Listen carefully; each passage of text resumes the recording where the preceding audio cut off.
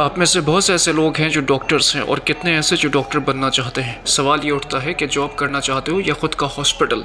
चलिए इसको मैं आसान करने की कोशिश करता हूँ। दोस्तों, जब मैं शुरू में हॉस्पिटल्स ज्वाइन किया था, जब मैं जॉब करता था, तो बहुत सारी चीज़ें बहुत आसान थी।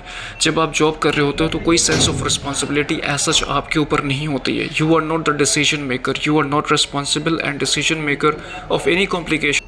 और फिर ये भी कि जब आपकी ड्यूटी ऑफ हो जाती है तो फिर आप बिल्कुल रिलैक्स और चिल करते हो। लेकिन जब आप ख़ुद का हॉस्पिटल रन करते हैं दोस्तों, तो यहाँ पर बहुत सारी चीज़ें बदल जाती हैं।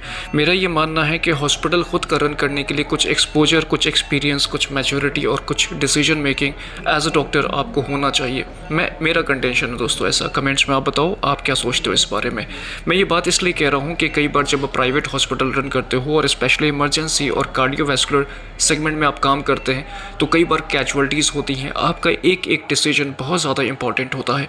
एक डिसीजन से पेशेंट्स आप लूज़ कर देते हो। कई बार इतने कॉम्प्लिकेटेड पेशेंट्स आते हैं, आप एडमिट करते हो या रिफ्यूज़ करते हो, लेकिन हर एक डिसीजन ये मैटर करता है कि आप कैसे हॉस्पिटल को टैकल करने वाले। दोस्तों, 2021 में मैंने अपना हॉस्पिटल ओपन किया, इनॉग्रेट किया। इससे पहले मैं दिल्ली में जॉब करता था, मैक्स हॉस्पिटल में, फिर उससे पहले अपोलो में। लेकिन सबसे डिसीजन मेकिंग जो मैं मानता हूँ कि मैं उन डेज़ में एक क्लिनिक भी रन कर रहा था जो कि प्राइवेट क्लिनिक था, एक ओपीडी फॉर्मेट पे। डे पेशेंट में एडमिट करते थे, फिर डिस्चार्ज करते थे। ये मेरा प्लान इसलिए था क्योंकि मैं प्लान कर रहा था एक हॉस्पिटल अपने नेटिव प्लेस पर, जो अभी मैं रन करता हूँ, शाहजहाँ हार्ट हॉस्पिटल के नाम से। मैं ये चीज़ बता रहा था कि अगर कोई भी डॉक्टर हॉस्पिटल ओपन करना चाहता है तो उसके लिए पहले थोड़ा सा एक्सपीरियंस, थोड़ा एक्सपोजर, थोड़ा प्रॉपर डिसीजन मेकिंग बहुत इंपॉर्टेंट होता है फ्रेंड। दोस्तों, मैं आपसे ये भी कहूँगा कि जो वक्त है, जो सेहत है, जो लाइफ है, आप इसको अच्छे से जियो। बिकॉज हम हॉस्पिटल लाइफ में, हॉस्पिटल सेगमेंट में देखते हैं कि लोगों की कितनी कहानियाँ होती हैं, कितनी स्टोरीज़ होती हैं और कितने डिस्पैरेट होते हैं। आईसीयू में गुजारना कोई भी वक्त किसी भी के पेशेंट के लिए बहुत आसान नहीं होता है, और स्पेशली ज़िंदगी और मौत की एक जंग होती है जिसको मरीज़ लड़ते हैं। मैं इस बात का शाहिद हूँ। कई बार हमने कैजुअलिटीज़ भी देखी, कई बार बहुत अच्छे पेशेंट्स रिस्पॉन्स कर रहे थे, अचानक कॉम्प्लिकेट करते हैं और कई बार कैजुअलिटीज़ हो जाती हैं। सबसे challenging and most toughest part किसी भी प्राइवेट हॉस्पिटल के लिए यही होता है फ्रेंड्स, कि इस सिचुएशन को कैसे हैंडल करें। ये चीज़ें कंपैरेटिवली गवर्नमेंट सेगमेंट में या फिर कॉरपोरेट में जब हम काम कर रहे होते हैं तो बहुत आसान होता है।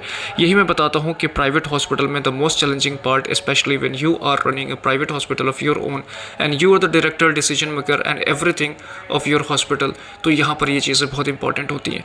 हमारा एक प्रोटोकॉल है, जब भी हम कोई पेशेंट को दोस्तों एडमिट करते हैं तो उनके अटेंडेंट्स को हर एक चीज़ समझाते हैं। Pros and cons, complications, consequences, prognosis, सब चीज़ एक्सप्लेन करते हैं।